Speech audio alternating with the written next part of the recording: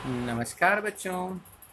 आज हमारे इकोनॉमिक्स के पाठों के अंदर लेसन नंबर 4 का नंबर है। लेसन 4।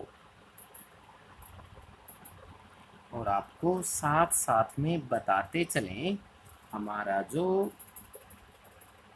सेकंड बुक है यानी मैक्रो इकोनॉमिक्स बुक 2, ठीक है, इसके अंदर लेसन 4 और lesson 5 most important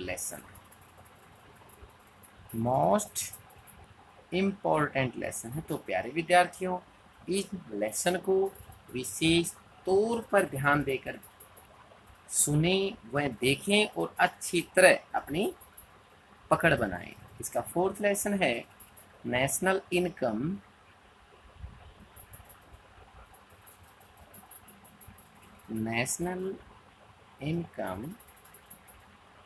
and related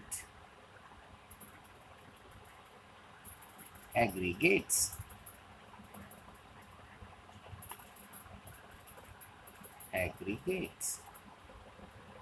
ठीक है, यानी राष्ट्रीय आय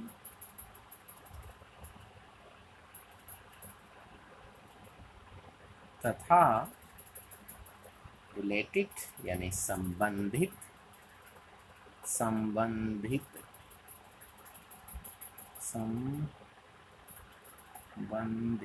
अरे भाई संतूप आएगा ना भाई, यहाँ बनेगा, ये रह गया भाई, संबंधित दे आएगा। चलो इसको काट ही देते हैं। संबंधित, ठीक है, समुच्चय।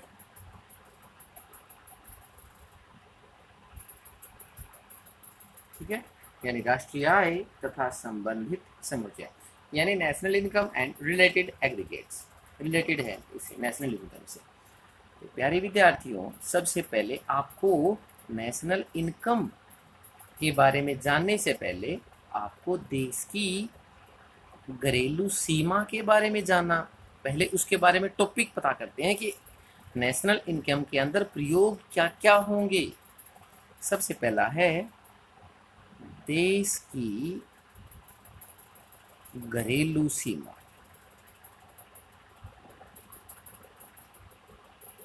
घरेलू सीमा, ठीक है, देश की घरेलू सीमा मतलब क्या है कि भाई आम बोलचाल की भाषा में घरेलू सीमा की धारणा से अभिप्राय देश की राजनीतिक और भौगोलिक सीमा से होता है। जैसे आम बोलचाल करते हैं तो देश की राजनीतिक और भौगोलिक सीमा को देश की घरेलू सीमा कहते हैं। परंतु राष्ट्रीय आय के अंदर घरेलू सीमा का जो अर्थ है वो विशेष है। इसके अंदर क्या क्या लिमिटेशन लगती हैं, कौन कौन सी घरेलू सीमा के अंदर आते हैं, वो आपके पॉइंट्स हम आपको बताते हैं। फर्स्ट, देश की सीमा के अंदर राजनीतिक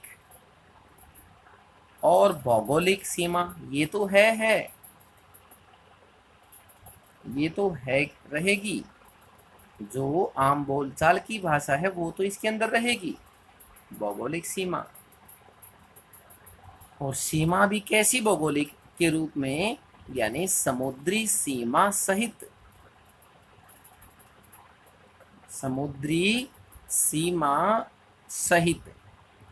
यानी समुद्र के अंदर हमारी समुद्री सीमा, ठीक है, समुद्री सीमा सहित, यानी समुद्र के अंदर भी हमारा कितना एरिया है वो भी लेना है घरेलू सीमा के अंदर। सेकंड पॉइंट क्या है कि भाई देश के निवासियों द्वारा एक देश से दूसरे देश की तरफ जो जलयान चलाए जाते हैं, क्या चलाए जाते हैं, जलयान तथा वायुयान चलाए जाते हैं।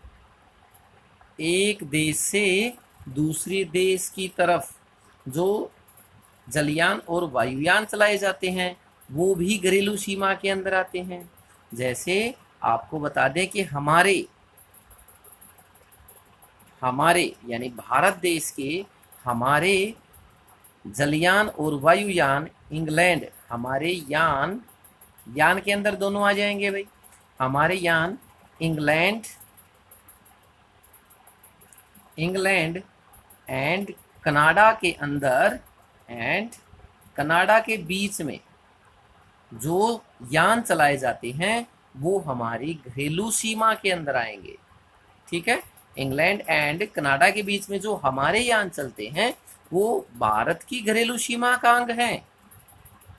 ठीक है, थर्ड पॉइंट क्या है, यानी हमारी जो मछली पकड़ने की नौकाएं हैं, मछली पकड़ने की नौकाएं हैं, तेल है समुद्र के अंदर, प्राकृतिक गैस है,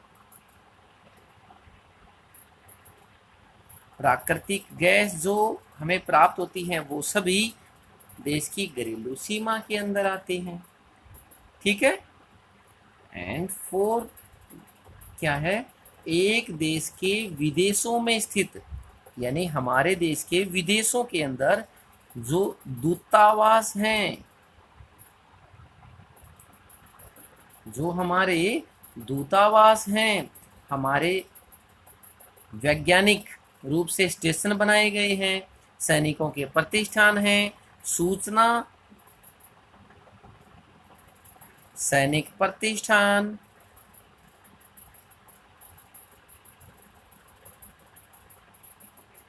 हमारे देश के दूसरे देशों के अंदर दूतावास हैं, सूचना और स्टेशन वगैरह जो बनाए जाते हैं ना वैज्ञानिकों के रूप में जो स्टेशन बनाए जाते हैं, सैनिकों के प्रतिष्ठान बनाए जाते हैं, यानी आदि ले लेते हैं, वो सभी हमारे देश की अभिन्न अंग के रूप में कार्य करते हैं, यानी घरेलू सीमा के अंदर आते हैं। कौन आते हैं, जो विदेशों में दूतावास हैं, सूचना सैनिक प्रतिष्ठान आदि हमारे देश के अंदर प्रतिष्ठान आदि जो दूसरे देशों के अंदर स्थापित हैं वो हमारे देश की घरेलू सीमा के अंदर आते हैं। ये तो आ गया भाई हमारे देश की घरेलू सीमा। अब आपको थोड़ा सा नॉलेज इस बात का भी होना चाहिए। सेकंड पॉइंट क्या है, एक देश का सामान्य निवासी क्या होता है। एक देश के सामान्य निवासी, एक देश के सामान्य निवासी क्या होते हैं। ठीक है, यानी आपको बच्चों इसको समझो, ये क्या कहता है कि भाई राष्ट्रीय आय एक देश के केवल सामान्य निवासियों की आय का सकल जोड़ है। यानी हमारी राष्ट्रीय आय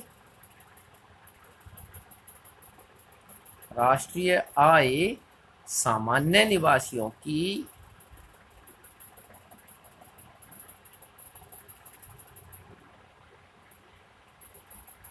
सामान्य, जो अभी हमने बोला है, सामान्य निवासियों की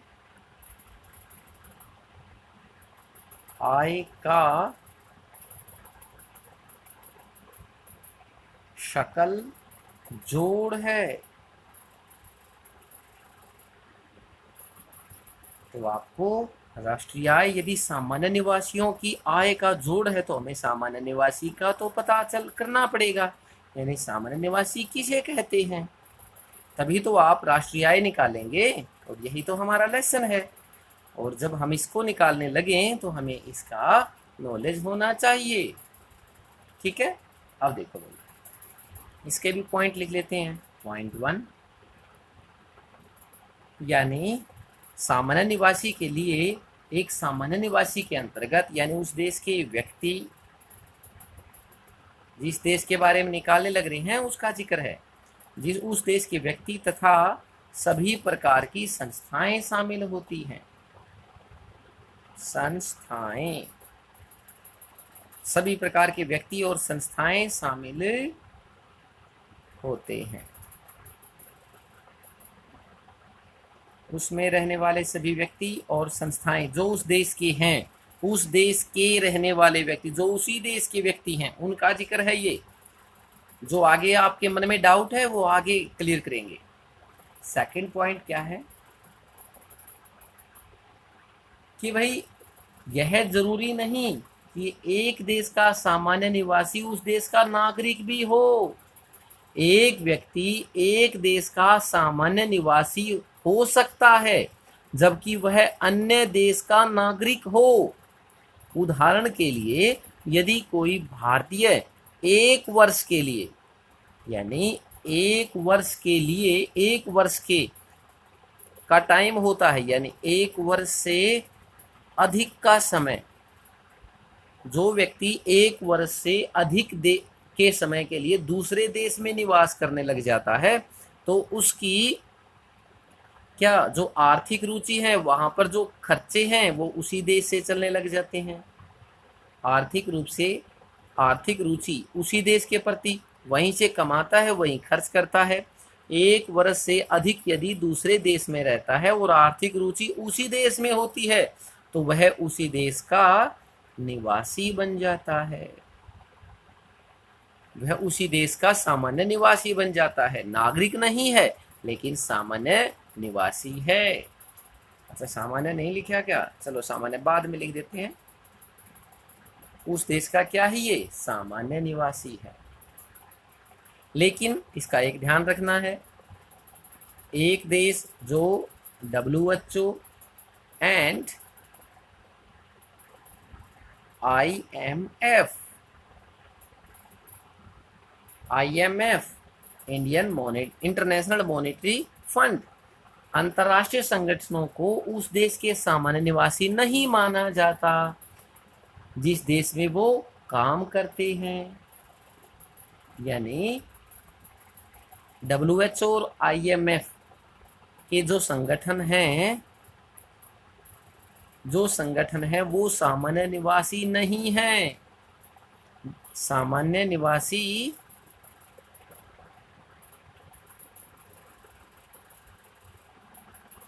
नहीं है, जबकि उनके अंदर काम करने वाले, उसके अंदर काम करते हैं जो, और भारतीय हैं, काम करते हैं भारतीय, यानी भारत के अंदर का जिक्र है, काम करते हैं भारतीय, वो सामान्य निवासी हैं, वो सामान्य निवासी हैं। भारतीय होना चाहिए भाई, ठीक है। और दूसरा देश का कोई व्यक्ति हमारे देश में मनोरंजन के लिए आ जाता है, खेल के उद्देश्य से आ जाता है, पढ़ाई के उद्देश्य से आ जाता है, यानी किसी भी कारणवश आ जाता है, वो सामान्य निवासी नहीं होता, वो सामान्य निवासी नहीं होता। ठीक है। नेक्स्ट, सीमा पर काम करते हैं हमारे देश के दूसरे देश के अंदर, दूसरे देश के हमारे सीमा पर काम करने वाले मजदूर, आप ध्यान से सुनो इनको, यानी सीमा पर काम करने वाले श्रमिक या व्यक्ति जो प्रतिदिन अपने नियमित रूप से दो देशों की सीमाओं को पार करते हैं। नेपाल का आदमी हमारे देश में काम करता है, हमारे देश का नेपाल में जाकर काम कर सकता है, तो वह उस देश का निवासी कहलाएगा जिस देश में वो रहता है। सीमा पर काम करता है मजदूर जिस देश में रहता है, यानी जिसकी आर्थिक रुचि जिस देश में है। यानी आप मानो, यानी नेपाल का कोई व्यक्ति सीमा पर काम करने हमारे देश में आता है और शाम को वापिस अपने देश नेपाल चला जाता है। नेपाल का व्यक्ति हमारे देश में काम करने आता है और वापिस शाम को अपने देश चला जाता है। ठीक है, यानी अपने देश में रहता है वो, तो वो हमारे देश का सामान्य निवासी नहीं है, वो नेपाल का सामान्य निवासी है, क्योंकि उसकी आर्थिक रुचि नेपाल के अंदर है। ठीक है। नेक्स्ट पॉइंट, यानी अगर आपको समझ में आए तो आप इसको विशेष तौर पर ध्यान दें। ये बहुत काम की चीज़ें हैं, आने वाले समय में आपको समझ में आनी चाहिए। ये क्या होता, आप बार बार इनको गलत कर सकते हैं, ठीक है। यानी कोई प्रॉब्लम नहीं है, सिंपल ही बात है कि भाई दोबारा देखो बेटा, एक देश के सामान्य निवासी क्या होता है आपको अच्छी तरह समझ में आ जाएगा। यानी कोई व्यक्ति, आप हमारे देश के टोटल व्यक्ति हैं, हमारे देश में जो संस्थाएं हैं वो हमारे देश के अंदर शामिल किए जाते हैं, यानी सामान्य निवासी होते हैं।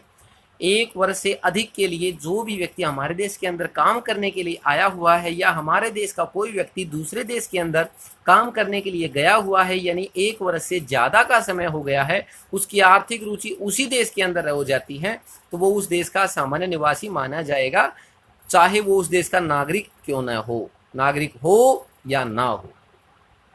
WHO के और IMF के जो सदस्य हमारे देश में काम करते हैं संगठन, वो हमारे देश के सामान्य निवासी नहीं हैं, लेकिन उस संगठन में काम करने वाले जो भारत के व्यक्ति हैं वो भारत के सामान्य निवासी कहे जाएंगे। यानी हमारे देश में WHO का सेंटर भी है और IMF का सेंटर भी है, लेकिन वहाँ पर काम करने वाली यदि भारतीय है तो वो सामान्य निवासी है, यदि वो दूसरे देश का तो सामान्य निवासी नहीं है। यानी मनोरंजन के लिए, खेल के लिए, पढ़ाई के लिए आदि किसी काम के लिए, कोई छुट्टियां बिताने के लिए आ जाता है, कोई घूमने के लिए आ जाता है, यानी विजिटर्स के तौर पर जो आते हैं वो हमारे देश के सामान्य निवासी नहीं कहे जाते। सीमा पर काम करने वाले मजदूर जो शाम को पाकिस्तान से भारत भी आते हैं, भारत से पाकिस्तान जाते हैं, नेपाल से भारत आते हैं, बांग्लादेश से भारत आते हैं, भारत से बांग्लादेश जाते हैं, श्रीलंका से भारत आते हैं, भारत से श्रीलंका जाते हैं, यानी जो बॉर्डर पर रहते हैं, गांव में जो मजदूर रहते हैं वो एक दूसरे देशों के लोगों के साथ मिलजुल कर रहते हैं, काम करते हैं, वो उसी देश का सामान्य निवासी माना जाएगा जिस देश का में वो रहता है, जिस देश में काम करता है, जिस देश में काम करता है उस देश का सामान्य निवासी नहीं, जिस देश में रहता है उस देश का सामान्य निवासी माना जाएगा। तो प्यारे विद्यार्थियों, यहाँ तक हमें लगता है आपको सारी बातें समझ में आ गई। अब आपको थोड़ा सा बढ़ा सकते हैं हम, आपका जो दायरा है थोड़ा सा बढ़ा सकते हैं। यानी अब क्या है, यानी आपको हम बता सकते हैं कि भाई घरेलू उत्पाद क्या होता है, घरेलू उत्पाद क्या होता है, वह राष्ट्रीय उत्पाद क्या होता है।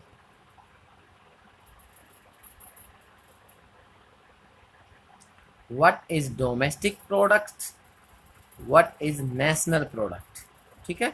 ये डोमेस्टिक के रूप में आ जाता है, ये नेशनल के तौर पर आ जाता है। घरेलू क्या होता है, देखो बच्चों इसको हम थोड़ा सा आपको लिख देते हैं, ठीक है, आपको याद रहेगा घरेलू उत्पाद क्या होता है। पहले इसको लिखते हैं, किसी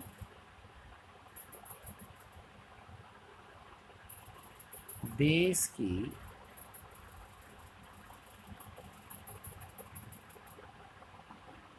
घरेलू सीमा में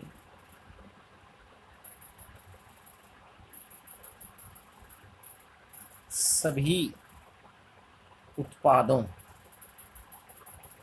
घरेलू सीमा के अंदर सभी उत्पादों, चाहे वो सामान्य निवासी द्वारा हो, चाहे तो वो सामान्य निवासी के द्वारा हो, या गैर निवासियों द्वारा हो। एक देश की सीमा के अंदर सामान्य निवासी या गैर निवासियों द्वारा हो, उत्पादों द्वारा उत्पादित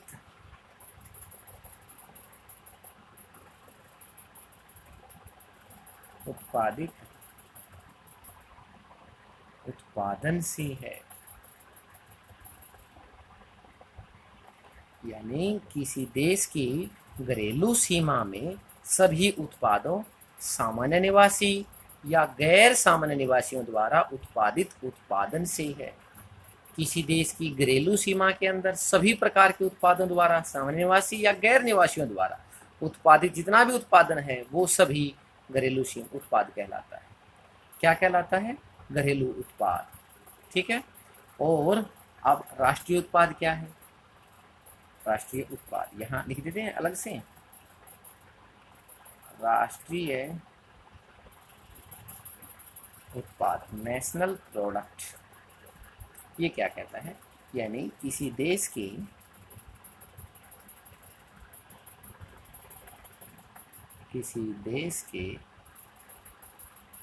सभी सामान्य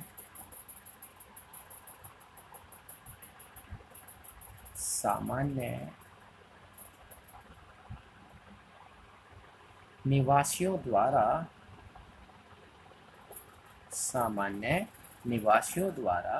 देश की घरेलू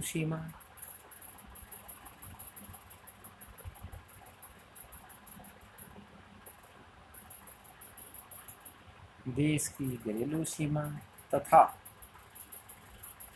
शेष विश्व में दूसरे देशों में भी जो उत्पाद किया जाता है, शेष विश्व में किए गए उत्पाद से है।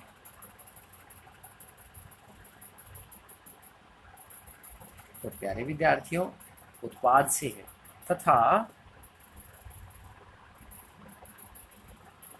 इसमें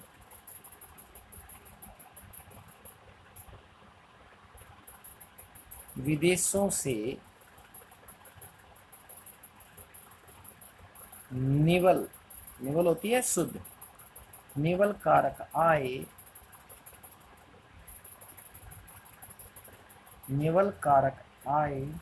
को जोड़ दिया जाता है।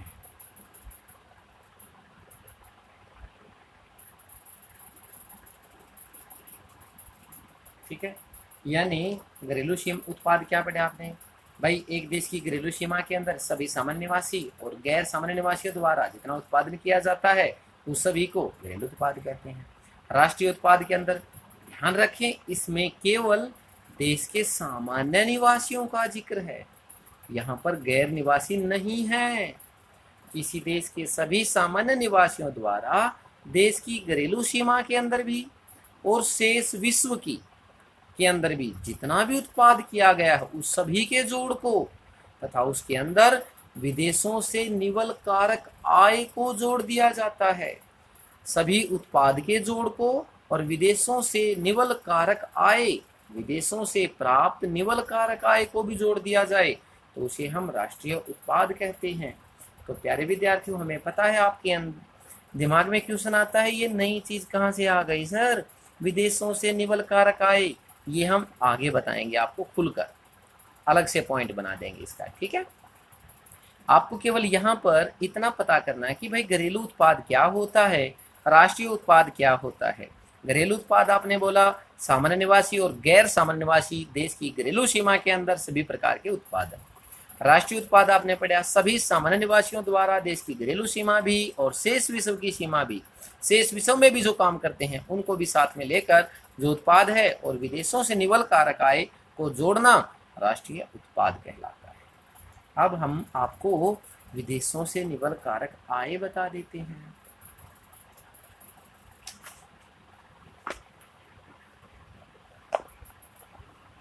यानी पॉइंट्स हमारा है कि भाई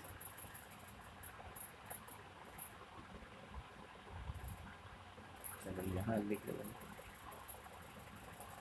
आपका मन नहीं है वहां लिखने का, आप मत लिखो ना, यहाँ लिख लो भाई, विदेशों से निवल कारक आय।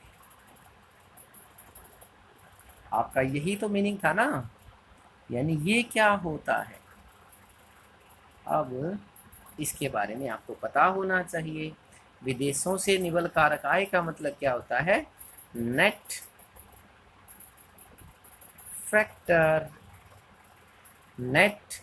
फैक्टर इनकम फ्रॉम एब्रॉड होता है विदेश। Net factor income from abroad, इसका शॉर्ट नेम हम कई बार यूज करेंगे आगे, आपको याद होना चाहिए NFIA, net factor income from abroad, net factor income from abroad, net factor income from abroad याद होना चाहिए। विदेशों से निवल कारक आय क्या है, यानी किसी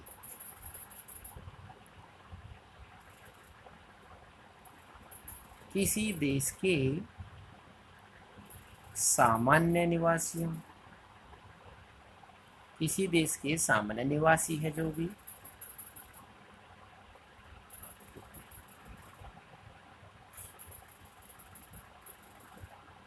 विदेशों में जो कारक, विदेशों में जो कारक आय प्राप्त करते हैं, सही लगा नहीं, ठीक है, कारक आय प्राप्त करते हैं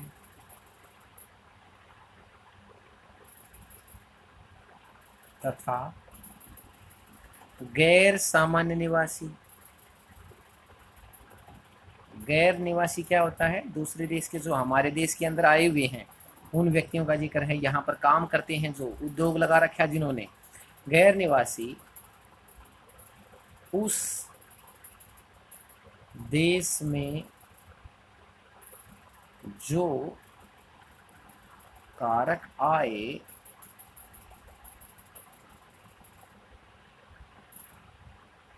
प्राप्त करते हैं उनके अंतर को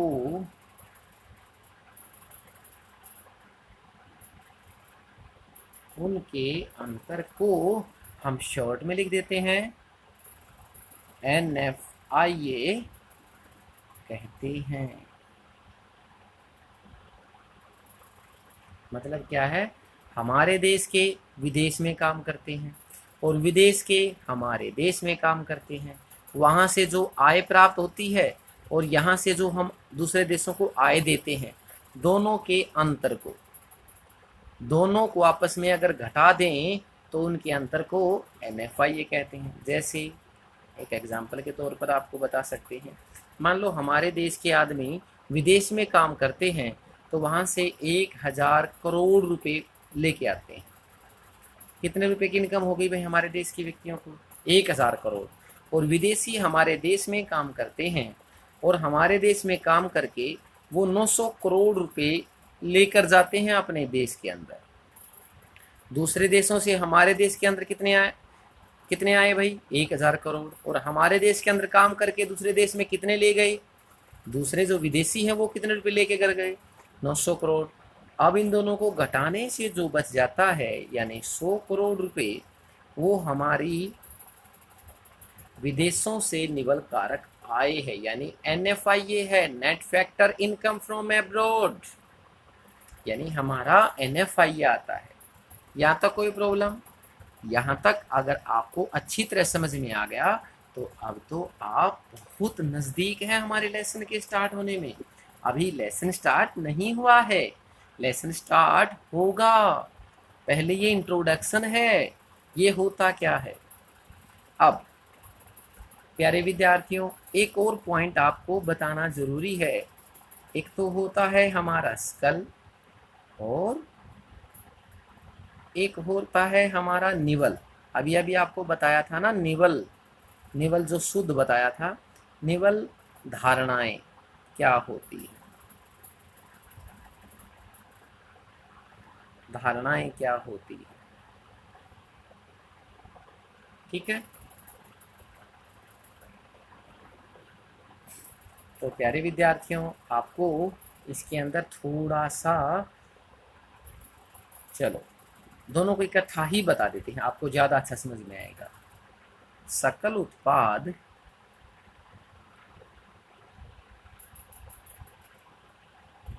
या सकल उत्पाद, या उत्पाद कह दो या आय कह दो भाई, सकल आय भी कह सकते हैं, सकल उत्पाद भी कह सकते हैं। सकल उत्पाद या आय में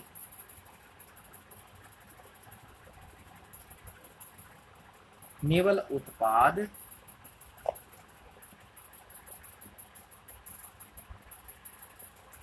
उत्पाद या आय, यानी सकल उत्पाद के अंदर निवल उत्पाद भी शामिल होता है और आय के अतिरिक्त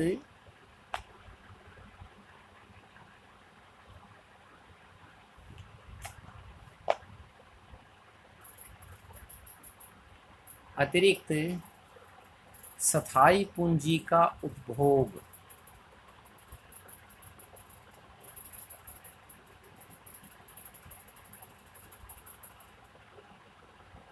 स्थायी पूंजी का उपभोग शामिल होता है।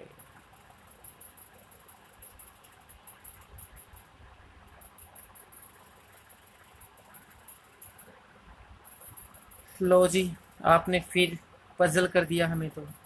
देखो बच्चों, सकल उत्पाद, अब इसको आसान तरीके से बता दें आपको, ये तो आपने देख लिया। यानी एक देश में जो टोटल उत्पादन होता है उसे सकल उत्पाद कहते हैं। और सकल उत्पाद जब करना होता है तो जैसे मशीनों का खर्च है, मशीनों के अंदर टूट फूट आती है, या मशीनें प्रचलन से बाहर हो जाती हैं, या कोई नुकसान हानि हो जाती है। यही टोटल उत्पाद करते समय अनेक प्रकार की हानियां भी होती हैं। टूट फूट, अप्रचलन, आकस्मिक हानि, अनेक प्रकार की हानियां होती हैं। वो सकल के अंदर जुड़ती हैं और उसके अंदर से उन टूट फूट को अगर घटा दें तो निवल प्राप्त होता है। समझ में आया?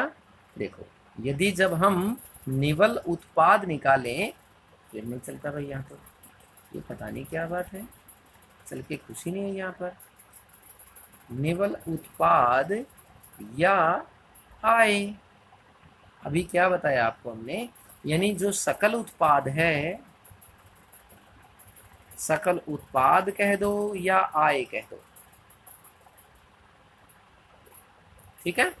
सकल उत्पाद के अंदर से यदि हम टूट फूट को निकाल दें, ये टूट फूट ही स्थायी पूंजी का उपभोग होता है। स्थायी पूंजी का उपभोग, स्थायी पूंजी का उपभोग, यानी इसको आप डेप्रिसिएशन भी कह सकते हैं। क्या कह सकते हैं इसको? डेप्रिसिएशन भी कह सकते हैं। यानी सकल उत्पाद के अंदर से जो टूट फूट होती है, अगर उसको घटा दें तो निवल निकल के आएगा, और यदि हमने सकल निकालना है तो निवल के अंदर इसको जोड़ दें तो सकल आ जाएगा। यानी अगर सकल निकालें तो क्या करेंगे भाई?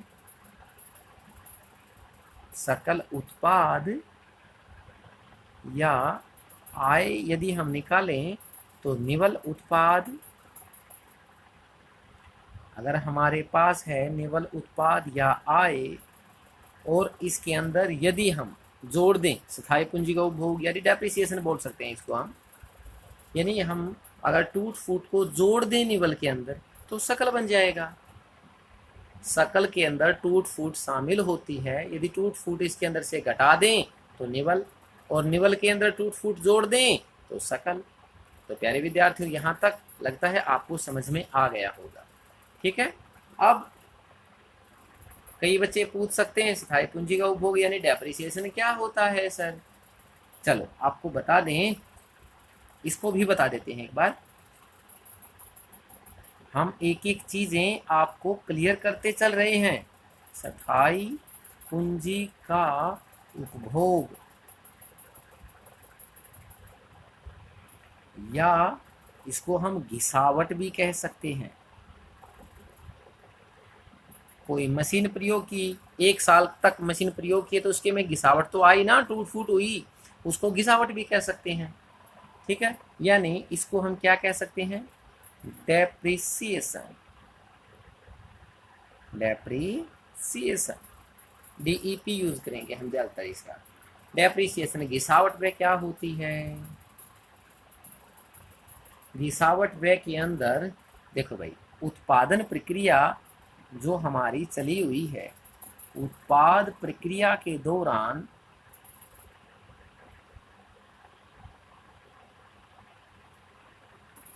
जब उत्पाद प्रक्रिया चली हुई है तो सामान्य टूट फूट होती है मशीनों के अंदर। कभी बैरंग टूट जाते हैं, कभी कोई नट्स टूट जाते हैं, कभी मशीन में खराबी आ जाती है। सामान्य टूट फूट चलती रहती है, ठीक है। या फिर आकस्मिक हानि, मशीन एकदम जाम हो जाती है या मशीन एकदम खराब हो जाती है, भारी नुकसान हो जाता है, मशीन का भारी नुकसान भी हो सकता है। या मशीन प्रचलन से बाहर भी हो सकती है। अप्रचलन, अप्रचलन क्या होता है, आपने पीछे पढ़ा है। हमने अगर टीवी बनाने की फैक्ट्री खोली है, उसके अंदर जो मशीनें लगाई हुई हैं, वो टीवी बनाने की जो फैक्ट्री है अब काम नहीं आएगी, क्योंकि अब एलईडी का ज़माना है। अब एलईडी टीवी आ गए ना, अब उनका ज़माना है। तो जो मशीनें हमने टीवी के लिए खरीदी थी वो प्रचलन से बाहर हो गई, इसलिए उनकी कीमत कम हो गई। इस प्रकार जो अप्रचलन के कारण, अप्रचलन के कारण अचल पूंजी, हमारी जो पूंजी थी उसमें हानि होती है। हमारी जो अचल पूंजी है उसका मूल्य कम हो जाता है, मूल्य कम हो जाता है। उसे ही हम स्थायी पूंजी का उपभोग या गिसावट व्यय कहते हैं। तो प्यारे विद्यार्थियों, लगता है यहाँ तक आपको अच्छी तरह समझ में आ गया होगा, ठीक है। अब इसके बारे में हम आपको थोड़ा सा विस्तार पूर्वक समझाएंगे, लेकिन इस वीडियो को हम यहीं का यहीं पॉज कर देते हैं, क्योंकि ज़्यादा बड़ी वीडियो बन जाएगी अगर कंप्लीट करने लगे इसको।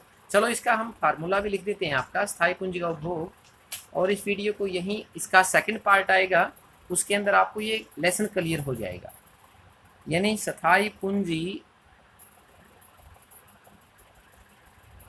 का उपभोग के अंदर क्या क्या शामिल होता है, हमने अभी अभी आपने पढ़ा है। सामान्य टूट फूट शामिल होती है। सामान्य टूट फूट क्या होती है, कोई नट्स खराब हो जाता है, मशीन में टूट फूट हो जाती है थोड़ी बहुत, वो। दूसरा आपको बताया हमने आकस्मिक हानि होती है।